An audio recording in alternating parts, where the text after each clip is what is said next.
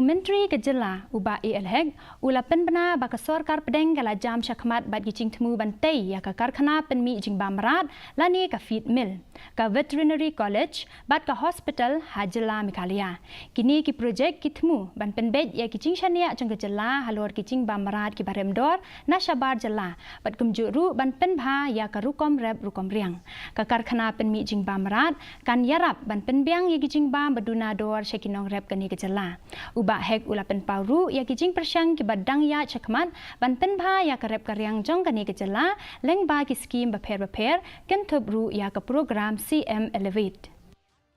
The veterinary college, already we have identified the land, already we have submitted the proposal to the government of India. So this one we want that the government of India immediately is the need of the hour for the state of Meghalaya to have our own veterinary college. The hospital. So now we're coming to the college also. So the same also we propose the veterinary college there at Kandamkola. So this one also the concept note already sent to the government of India. So now we'll be going to be ready with all the DPR and everything which is required by the government of India to submit to get this very important for the state of Meghalaya. Feed mill, veterinary college and veterinary hospital.